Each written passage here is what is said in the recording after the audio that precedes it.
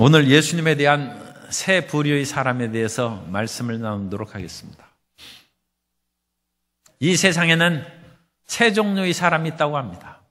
첫 번째는 이 세상에 꼭 필요한 사람이고, 두 번째는 있어도 좋고 없어도 좋은 있으나 마나한 사람이고, 세 번째는 이 세상에 있어서는 안 될 사람이라고 그와 같이 세 부류의 사람을 나눕니다. 오늘 본문은 예수님께서 종려주일에 예루살렘에 입성하는 내용을 기록하고 있습니다. 종려주일이라는 것은 종려가지를 흔들었다 해서 종려주일이라고 이름을 붙인 것입니다. 예수님께서 종려주일에 예루살렘에 입성하시고 마지막 십자가 사역을 이루는 고난주간으로 들어가고, 다음 주일은 예수님께서 부활하시는 부활절이 되는 것입니다. 그런데 예수님께서 이 종려주일에 들어가셔서 이 일주일 동안 그야말로 경천동지하는, 죽으셨다 부활하시니까 이처럼 위대한 일이 어디 있습니까? 그런 일을 행하실 때 예수님이 행하신 사역에 적극적으로 믿고 따르는 사람도 있고, 그것을 반대하고 십자가에 못 박은 사람이 있고, 또 예수님을 그저 반대하지 않지만 그렇다고 해서 믿음으로 나아가지도 않는 그런 중간의 사람도 있습니다. 이 세 부류의 사람에 대해서 우리가 말씀을 나누도록 하겠습니다. 첫 번째는 이 세상에는 예수님을 반대하지 않는 사람이 있습니다. 그 사람들은 예수님을 반대하지 않고, 그렇다고 해서 예수님을 적극적으로 믿고 따르는 사람도 아닙니다. 오늘 말씀을 보면 많은 무리가 예수님께 나와 그들의 곁옷을 길에 펴고 나무가지, 종려나무 가지들을 길에 펴는 그러한 충성된 모습을 보입니다. 그러나 그 사람들이 적극적으로 예수님을 따랐다고는 성경에 기록하지 않습니다. 그런데 그 사람들이 왜 겉옷을 펴고 종려가지를 길에 폈겠습니까? 그들은 예수님을 왕으로 등극하기를 바랬기 때문입니다. 당시 유대인들은 로마 제국의 압제를 받고 있었기 때문에 갈릴리에서 오신 선지자 예수님께서 메시아로서 로마 제국의 압제를 물리치고 그들에게 자유와 해방을 가져오기를 기대했던 것입니다. 구약 성경에 보면 예후의 혁명 기사가 나타나는데, 엘리사의 제자가 예후에게 기름을 부었을 때 사람들이 와서 그 사람이 당신에게 무엇이라고 말했느냐 하자, 나를 왕이 되리라고 그와 같이 예언하고 갔다. 예후가 대답했습니다. 그러자 사람들이 열왕기하 9장 13절에 보면 무리가 각각 자기의 옷을 급히 가져다가 섬도의 곧 예후의 밑에 깔고 나팔을 불며 이르되 예후는 왕이라 하니라. 겉옷을 까는 것은 그 사람에게 존경과 겸손의 표시일 뿐만 아니라 그것을 넘어서 왕으로 떠받드는 것입니다. 종려가지도 그와 같은 역사를 했다는 것이 신구약 중간시대에 시몬 마카베오의 그런 활동이 나타나는데, 거기에서도 그런 얘기를 찾을 수 있습니다. 어쨌든 사람들은 예수님께서 로마의 압제에서 우리를 구원할 메시아로 생각했기 때문에 그 일을 행한 것입니다. 이 세상에서는 예수님을 반대하지 않고 예수님 안에서 어떤 좋은 일이 다가올까 그렇게 생각하는 많은 사람들이 있습니다. 예수님의 제자들이 어느 날 예수님을 따르지 않는 사람들을 금했습니다. 왜냐하면 그 사람들은 예수님과 함께 다니면서 주님의 일을 행하시지는 않는데 예수 이름으로 귀신을 쫓아내고 그 안에서 어떤 유익을 얻고 있었습니다. 누가복음 9장 49절에 보면 요한이 여짜오되 주여 어떤 사람이 주의 이름으로 귀신을 내쫓는 것을 우리가 보고 우리와 함께 따르지 아니하므로 금하였나이다. 예수님을 믿고 따르지는 않지만 그래도 예수 이름으로 어떤 이익을 수여한 것입니다. 그래서 예수님의 제자들이 예수 이름 믿지도 않으면서 왜 예수 이름으로 어떤 일을 행하느냐 금하였습니다. 그러나 예수님께서는 누가복음 9장 50절에 예수께서 이르시되 금하지 말라. 너희를 반대하지 않는 자는 너희를 위하는 자니라 하시니라. 당장 저들이 너희를 해하지 않으므로 굳이 금하거나 반대할 필요가 없다. 그러나 그 사람들은 사정이 달라지면 예수님의 제자를 핍박하고 반대할지 모릅니다. 왜냐하면 예수 이름으로 귀신을 쫓는다고 해서 그 사람이 천국 백성은 아닙니다. 예수님을 믿어야 천국 백성이지 예수 이름으로 귀신을 쫓고 예수 이름으로 병을 고치는 그 자체가 중요한 것은 아닙니다. 그것은 사람들이 자기의 유익을 위해서 예수 이름으로 사용할 수 있습니다. 예수님을 믿어야 구원을 받는 것입니다. 예수 이름으로 이익을 얻는 것은 그 사람은 나중에는 예수님을 향하여 돌아설 수도 있는 것입니다. 성경에 보면 어떤 부자 청년이 예수님을 찾아 나왔습니다. 그 부자 청년은 예수님께 나와서 주여 어떻게 해야 제가 영생을 얻을 수 있습니까? 그걸 묻기까지 했어요. 참 대단한 사람이죠. 그 사람은 젊고 부자고 또 관리였어요. 로마 제국 시대에 그런 관원의 직책을 있었으니까 힘이 있죠. 돈도 많죠. 또 젊은 사람이죠. 그런 사람들은 예수님을 믿기가 쉽지 않습니다. 그런데 그 사람이 예수님을 찾아 나와서 영생의 길을 물었을 때 예수님께서는 하나님의 계명을 지키라고 했습니다. 그러자 이런 것들은 제가 어려서부터 지켰습니다. 그래, 그럼 너에게 부족한 것이 있으니 내가 가진 재물을 가난한 사람에게 나눠주고 나를 쫓으라고 했는데 그 말을 듣고 마가복음 10장 22절에 보면 그 사람은 재물이 많은 고로 이 말씀을 인하여 슬픈 기색을 띠고 근심하며 가니라. 자발적으로 예수님 앞에 나왔습니다만 물질 문제에 걸려 넘어져서 이 사람은 예수님을 떠나간 사람이 되었습니다. 사람들은 자기에게 필요할 때 예수님을 찾아 나오고 그렇지 않으면 떠나갈 수가 있는 것입니다. 오병이어의 기적을 체험한 사람들이 예수님께 몰려왔습니다. 예수님께서 그 당시 많은 사람들이 굶주리고 있었기 때문에 그들을 시장한 채로 그냥 보내기가 어려워서 주님께서 보리떡 5개와 물고기 2마리로 남자만 5,000명이 먹는 기적을 행하신 것입니다. 그 기적을 수만 명의 부녀자까지 체험하고 이제는 예수님을 왕으로 모시려고 쫓아다녔습니다. 그때 예수님께서 썩어질 양식을 위하여 일하지 말고 영생하는 양식을 위해서 살아가라고 믿음을 촉구했어요. 그러자 이 사람들이 아니 우리는 땅의 문제를 해결하기 위해서 지금 현실에 눈에 보이고 손에 잡히는 일을 위하여 예수님을 믿는 것이지 영원한 천국은 별로 관심이 없다. 그래서 이 사람들이 예수님을 떠났다고 성경은 말씀합니다. 요한복음 6장 66절에 이하에 보면 그때부터 그의 제자 중에서 많은 사람이 떠나가고 다시 그와 함께 다니지 아니하더라. 예수께서 12제자에게 이르시되 너희도 가려느냐? 시몬 베드로가 대답하되 주여 영생의 말씀이 주께 있사오니 우리가 누구에게로 가오리까? 우리가 주는 하나님의 거룩한 자이신 줄 믿고 알았사옵나이다. 주님께서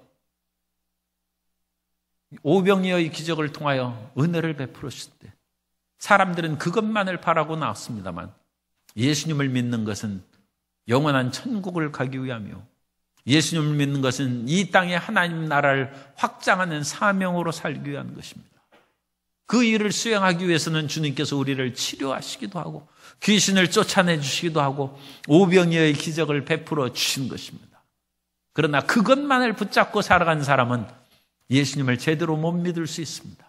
예수님이 로마 제국에서 해방시킬 메시아로 생각한 사람들은 나중에 며칠이 지나서 빌라도 앞에서 예수님을 십자가에 못 박으라고 외치는 그런 무리로 돌변했습니다. 누가복음 23장 18절 이하에 보면 무리가 일제히 소리질러 이르되 이 사람을 없이하고 바라바를 우리에게 놓아주소사니 이 바라바는 성중에서 일어난 밀란과 살인으로 말미암아 옥에 갇힌 자르라. 빌라도는 예수를 놓고자 하여 다시 그들에게 말하되 그들은 소리질러 이르되 그를 십자가에 못 박게 하소서 십자가에 못 박게 하소서 하는지라. 첫 번째 부류는 즉시로는 예수님을 반대하지 않을지라도 이해관계가 결부되면 예수님을 믿을 수도 있고 예수님을 떠나갈 수도 있는 그런 중간의 부류입니다. 두 번째는 예수님을 거부하는 사람이 있습니다.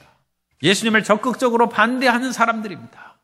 오늘 말씀 중에서 15절에 보면 대제사장들과 서기관들이 그런 일을 행하고 있습니다.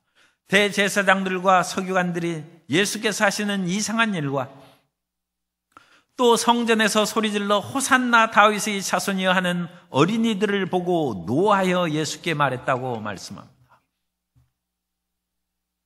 대제사장들과 서기관들은 당시 유대의 지도자들이고 교권주의자들입니다. 그 사람들이 성전에서 있으면서 예수님께서 하신 일을 보니까 깜짝 놀랐어요. 예수님께서 오셔서 성전에서 장사하고 그것으로 인하여 기도하는 집이 아니라 강도의 수골로 만든 그 사람들을 예수님께서 쫓아내신 거예요. 대제사장들과 서기관들이 생각했을 것입니다. 아니, 성전 주인은 우리인데 저가 누기에 우리가 허락한 사람들을 쫓아내는가? 그 사람들은 사실은 현실적으로는 자기가 성전을 관리하는 그런 임무를 가졌을지 몰라도 성전의 주인인 하나님의 아들 예수님이 오셔서 성전을 깨끗하게 하는 것을 이해를 못했어요. 그리고 예수님께서 성전에 나온 사람들마다 주님께서 치료해 주셨어요. 앞 못 보는 맹인을 치료해 주시고 저는 자들을 치료해 주셨습니다. 주님의 전에 나오고 주님을 앙망하는 자는 치료를 받는 것입니다. 그런데 그런 것들을 이 사람들은 이상하게 생각했어요. 여기 이상하다고 번역한 그 단어는 다우마시오스라는 헬라어를 사용하고 있는데, 다우마시오스라는 것은 이상하고 신비한 그런 뜻도 있지만 기이하다고 번역하는 것이 좋습니다. 그러니까 이상하다면 우리는 뭔가 좀 잘못돼서 그 사람 이상한 사람이야 하면 좀 이상하게 생각할 수 있죠. 그러니까 예수님께서 기이한 일을 행한 것이죠. 예수님이 주인처럼 성전에서 기도하는 집으로 만들지 아니하고 떠들썩한 장사의 소굴이요 강도의 소굴을 만든 사람을 정화하시고 주님을 찾고 앙망한 사람을 치료하시는 그 기이한 일을 보고 이 사람들은 노했어요. 분노했어요. 아니, 우리 허락 없이 어찌 저런 일이 있느냐. 또한 예수님을 호산나 다윗의 자손이여 호산나는 구원하소서 뜻입니다. 주여 우리를 구원하소서 하면서 다윗의 자손이여 외치는 그러나 어린아이들을 보고 분노를 했습니다. 그러니까 예수님을 하나님 아들로 인정을 안 한 것이죠. 예수님을 반대하는 것입니다.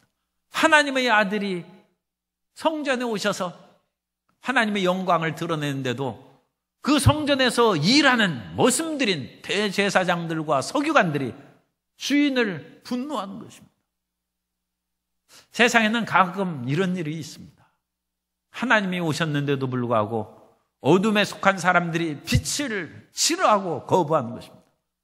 예수님께서 갈릴리 바다를 지나셔서 가버나움이나 그런 데는 그 갈릴리 바다 서쪽에 있고 그것을 갈릴리 호수를 건너면 이제 동쪽으로 가는 것이죠. 거라사에 들어갔어요.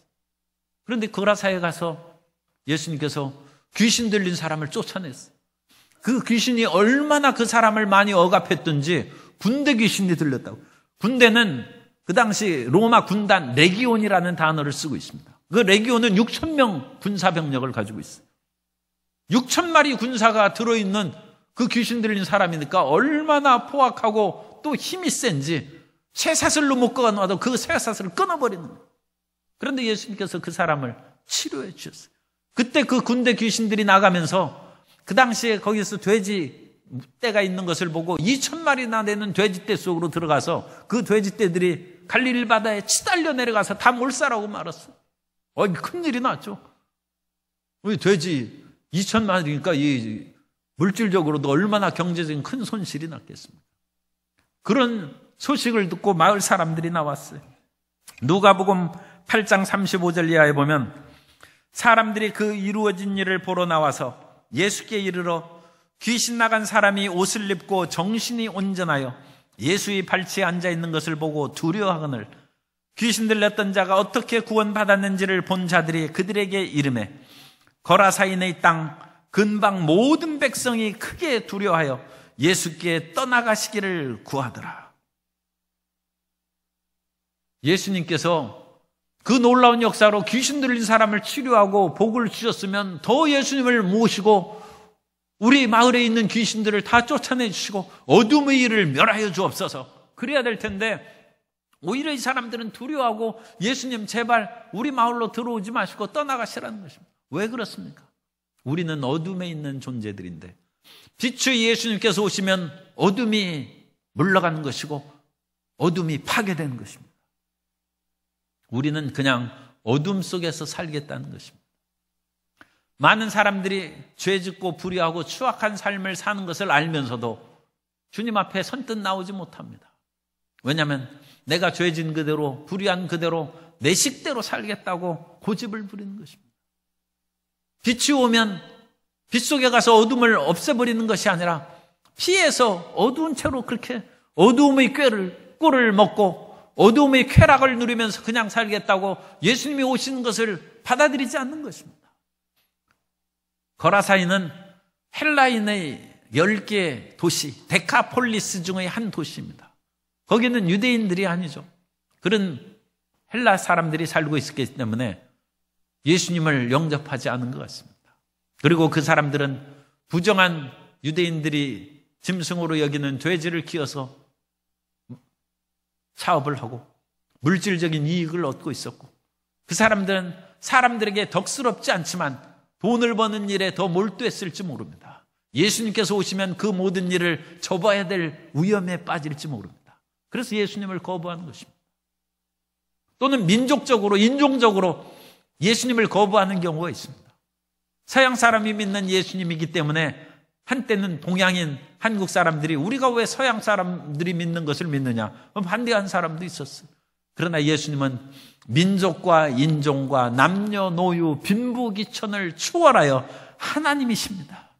그 하나님을 우리가 믿어야 되는 것입니다. 그런데 사마리아 사람들이 이 예수님을 유대인으로 알았어요. 그래서 예수님께서 사마리아 마을을 지나갈 때 사마리아 사람들이 예수님의 제자들을 분노하게 했습니다. 어찌나 화를 내게 했든지 예수님의 제자인 야고보와 요한이 누가복음 9장 53절 이하에서 이와 같이 말씀합니다. 예수께서 예루살렘을 향하여 가시기 때문에 그들이 받아들이지 아니하는지라. 그들이라는 것은 사마리아 사람을 말합니다. 그들이 받아들이지 아니하는지라. 제자 야고보와 요한이 이를 보고 이르되 주여 우리가 불을 명하여 하늘로부터 내려 저들을 멸하라 하기를 원하시나이까. 야고보와 요한은 보아너게 불의 형제들이 얼마나 그 성격이 하는지 우레의 천둥번개가 치는 것처럼 급한 사람이에요. 비록 그렇기는 하지만 이 사마리아 사람들이 상당히 섭섭하게 한 것 같아요. 그래가지고 웬만큼 섭섭하겠으면 하늘이 불을 내려서 그들을 멸망시키라고 제자들이 아무리 성격 급하지만 그렇게 하겠습니까? 그런데 그렇게 하는 것을 보면 이 사마리아 사람들이 예수님을 영접하지 않는 제자들을 분노하게 해서 불이 내려서 사르게 한 것입니다. 그러나 예수님은 참으셨습니다.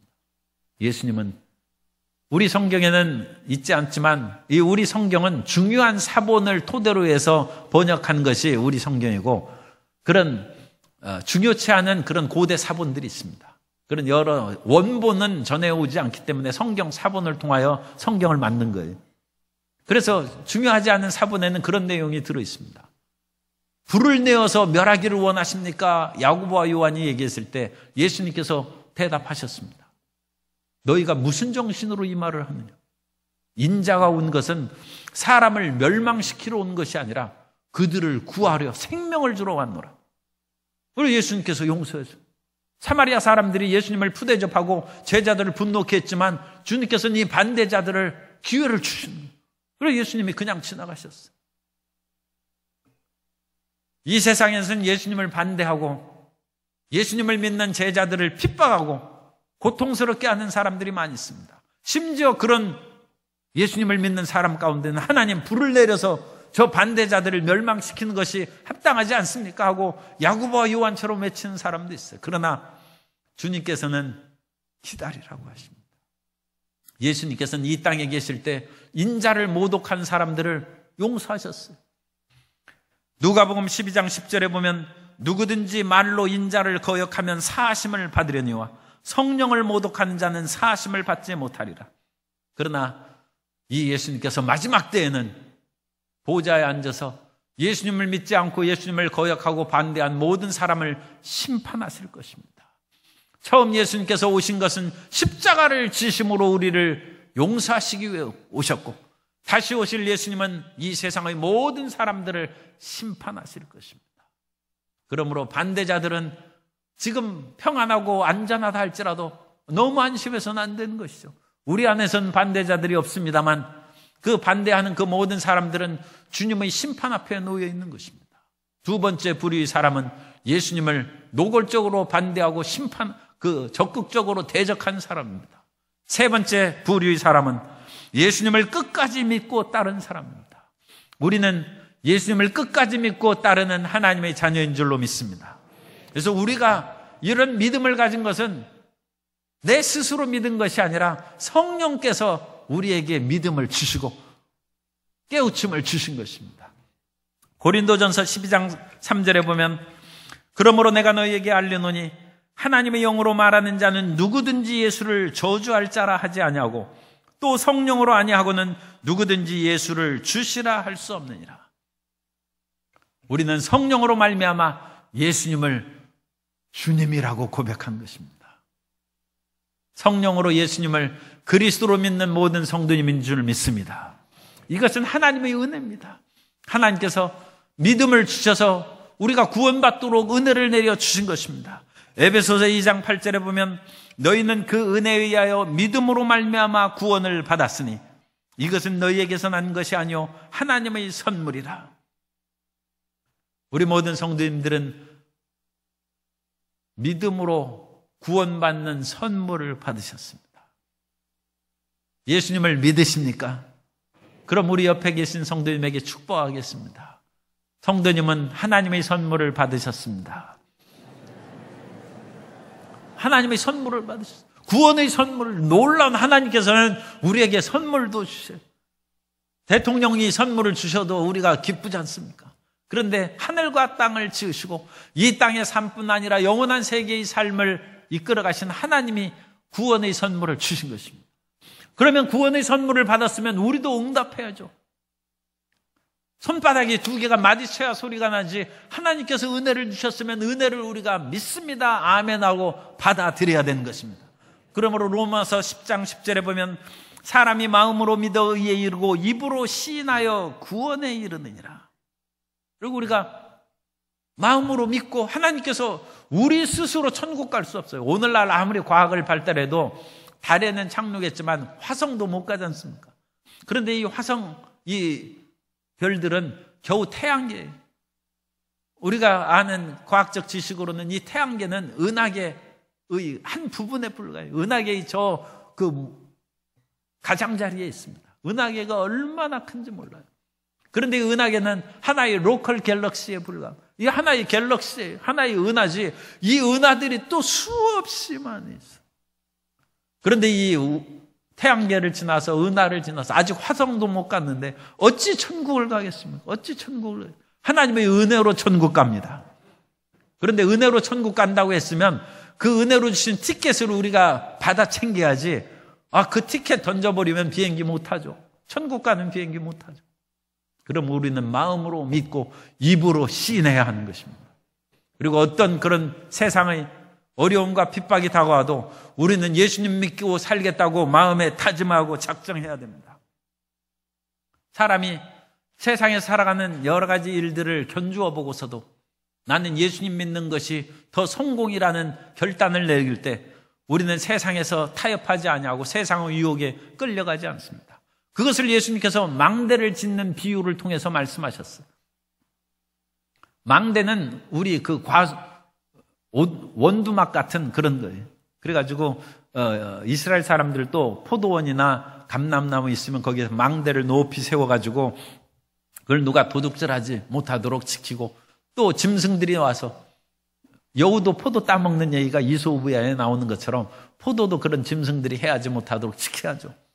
그런데 어떤 사람이 망대를 짓는데 자기가 가지고 있는 그런 물질의 그 한계를 잘 계산해서 망대를 짓기 시작해야지, 짓다 보니까 돈이 떨어져서 못 지어요. 그러면 마을 사람들이 지나가면서 저 사람 계산 능력도 없이 어찌 이런 일을 시작하다가 그만뒀는, 참 철부지 사람 같다고 그 사람을 비웃을 거 아닙니까? 우리가 예수님을 믿기 시작했으면 잘 우리 마음을 살펴서 끝까지 예수님을 믿어야지, 중간에 예수님을 믿다가 그만두면 안 믿는 친구들도 비웃는 거예요. 아니 오늘 주일인데 교회 안 가나? 아니 나 그만뒀어. 그러면 속으로는 그래 그럼 우리 같이 놀러 가자 그러면서도 사람이 어찌 대다 말았나? 예수님을 믿는다고 해서 우리 떠나고 간 때는 언제고 이제 다시 찾아와가지고 예수님을 안 믿는다고 하니 참 의지력도 없다. 예수님을 믿는 것을 잘 계산해야 돼요. 예수님을 믿으면 일단 안 믿는 입장에서 손해되는 것은 맘대로 못 사는 것이죠. 세상 쾌락을 못 누리고 죄악의 쾌락을 못 누리는 것이죠. 그러나 예수님을 믿으면 한없는 마음의 평안과 주님의 위로가 임하고 주님의 치료가 임하고 귀신이 떠나가고 영원한 천국으로 들어가는 것입니다. 그 두 개 견줘보고 계산하라는 것이에요. 그래서 예수님을 믿는 것이 과연 유익이나 끝까지 그럼 믿어야죠. 주님께서 우리에게 구원의 선물을 주셨어도 우리 마음으로 배신하지 아니하고 끝까지 예수님을 믿고 따르는 복된 자녀가 되시기를 주님 이름으로 축원합니다. 그렇게 믿고 살아가기 위해서는 우리 마음의 중심이 내가 주인이 아니라 예수님이 주인이 돼야 돼요. 따라서 하세요. 나는 예수님을 주인으로 모시고 삽니다. 끝까지 예수님 중심으로 살아야죠. 그 예수님을 중심으로 사는 사람은 이 세상의 그 어떤 것보다 예수님을 소중히 여기는 것입니다. 예수님보다 더 귀하게 여기는 것이 어떤 사람이나 물질이나 권력이 있어서는 안 됩니다. 예수님께서는 아버지나 어머니, 아들이나 딸을 나보다 더 사랑하는 자는 내게 합당하지 않다고 말씀합니다. 마태복음 10장 37절에 보면 아버지나 어머니를 나보다 더 사랑하는 자는 내게 합당하지 아니하고 아들이나 딸을 나보다 더 사랑하는 자도 내게 합당하지 아니하며. 세상의 부모와 자녀, 가족 관계는 이 지상의 관계입니다. 그리고 그것은 흙의 관계입니다. 아무리 부모를 사랑하고 존경할지라도 부모님이 돌아가셔서 자식 죽는 법은 없습니다. 그건 흙의 관계이기 때문에 흙으로 돌아가면 끝나는 것이죠. 아무리 자식이 사랑한다 할지라도 자식의 자식으로 대를 이어서 3, 4대 내려가면 그것은 남이나 비슷합니다. 여러 대를 내려가면 그 혈연의 관계가 약해지는 것입니다. 그러므로 우리는 이 지상의 흙의 관계에 너무 연연해서 예수님보다 더 사랑하는 잘못을 범하면 안 됩니다. 예수님은 이 땅에서도 우리의 영원한 주님이실 뿐만 아니라 육체를 벗어나 이 땅을 떠나갈 때도 우리를 이끌어 가시는 주님이시오 하나님이십니다. 그러므로 예수님을 사랑하고 그 다음에 부모님도 사랑하고 예수님을 사랑하고 그 다음으로 아들, 딸 사랑하는 성도님들이 되시기를 바랍니다. 또한 이 세상의 사회 관습이나 인심이나 그 모든 것들이 상당히 중요하지만 그런 것을 예수님보다 더 사랑해서는 안 됩니다. 세상의 인습이나 법인 그런 것은 바뀝니다. 어떤 관습과 법보다 더 중요한 것이 헌법인데 헌법 개헌안이 지금 나오고 있지 않습니까? 헌법도 바뀌는데 세상의 인습과 관습이 어찌 안 바뀌겠습니까? 그것을 위해서 우리가 목숨 바쳐서 사는 것이 아니라 시대를 따라가면 자연히 변하는 것입니다. 100여 년 전만 해도 사람들은 상투를 틀고 갓을 쓰고 살았습니다. 그 당시 상투를 자르라고 하면 상투를 자르면 차라리 내 목을 자르라고까지 극단적인 사람들이 있었습니다. 그러나 오늘날 그런 상투를 튼 사람이 어디 있습니까? 오히려 상투를 들고 갓을 쓴 사람은 희귀하고 찾아보기가 어려운 세상이 되었습니다. 세상의 인습이 아무리 중요하고 관습과 법이 중요하다 할지라도 예수님을 믿는 것보다 중요하지는 않습니다. 예수님보다 귀한 것은 더 없는 것입니다. 세상에 물질이 중요하죠. 권력이 중요합니다. 옛날 우리나라는 부존자원이 없어서 삼남지방에 기근이 들면 굶어 죽는 일이 대반이었습니다.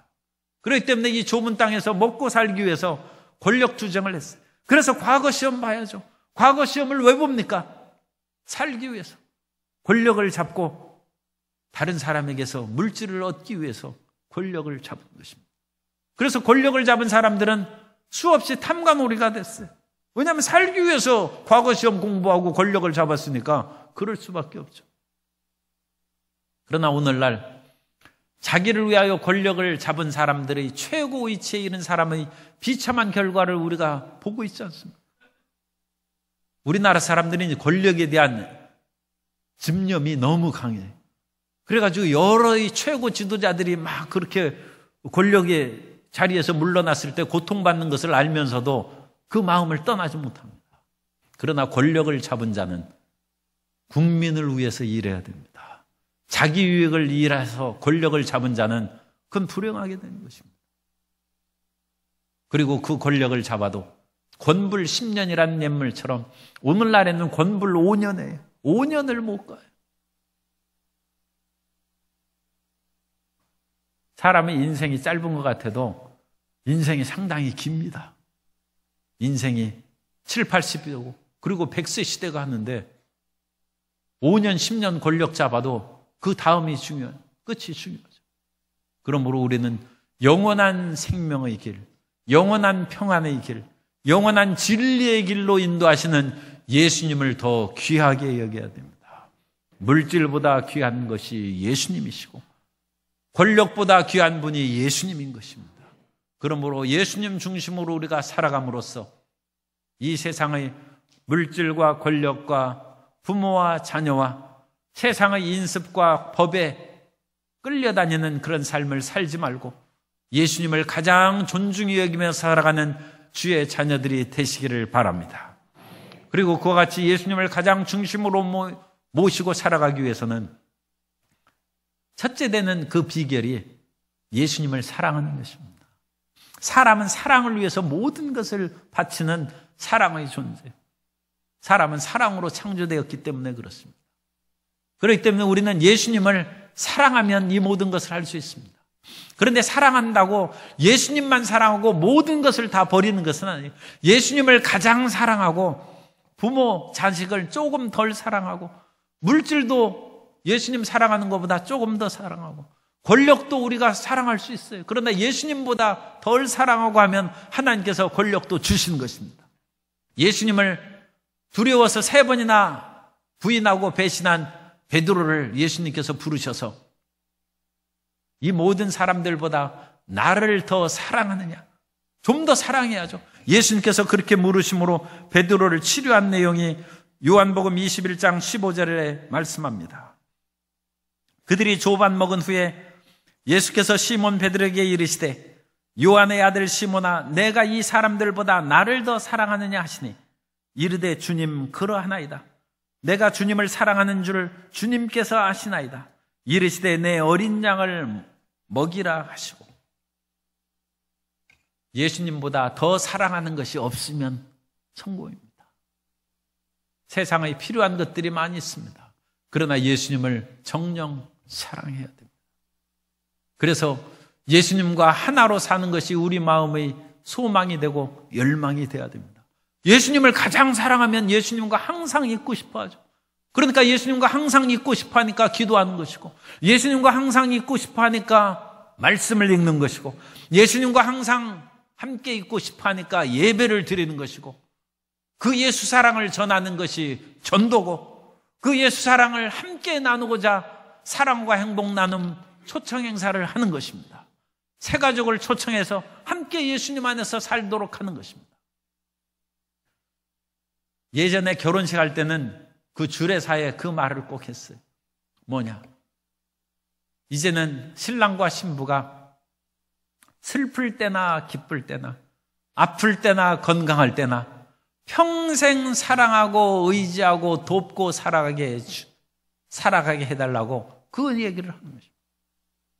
우리는 예수님을 믿되 즐거울 때만 믿는 것이 아니라 고난의 예수님도 믿어야 되고 예수님 믿어서 모든 것이 형통할 때에도 기쁘게 믿어야 되지만 가끔 비바람이 칠 때도 예수님을 믿어야 됩니다. 끝까지 예수님을 믿어야 됩니다. 고난주간에 예수님께서 고난을 당하시지 않았더라면 우리 죄가 어찌 용서함을 받겠습니까? 그러므로 우리가 고난도 우리가 참고 견디면 주님과 같은 부활의 영광을 우리가 누리게 될 줄로 믿습니다. 그리고 이 세상의 부부는 주례사에서 그건 잘못된 것인데 이제 안 하니까 뭐 큰 문제는 없어요. 검은 머리가 팥뿌리가 될 때까지 사랑하며 살게 해달라고 그랬는데 그건 잘못된 거예요. 그건 팥뿌리 되어서 이제 늙으면 헤어지자는 것이죠. 죽으면 끝나는 것이죠. 그러나 예수님 믿는 것은 검은 머리 될 때 예수님을 믿고 팥뿌리가 돼도 예수님을 믿고 육신을 벗어나도 예수님을 믿고 영원히 예수님을 믿고 사는 것입니다. 영원히 끝까지 예수님을 믿는 복된 성도님 되시기를 주님 이름으로 축원합니다. 우리는 사나 죽으나 예수님의 것이고 예수님을 사나 죽으나 끝까지 믿고 살아가는 존재입니다. 그렇게 예수님을 끝까지 붙잡으면 예수님께서 잠시 십자가에 달려서 피를 흘리시고 고난을 당하셨으나 부활의 영광으로 살아나신 것처럼 예수님을 믿는 사람은 어떠한 어려움이 있어도 고침을 받을 것이고 다시 살아날 것이고 영광을 누리게 될 줄로 믿습니다. 끝까지 예수님을 믿음으로 주님과 더불어 세세토록 영광과 은총을 누리는 복된 성도님 되시기를 주님 이름으로 축원합니다.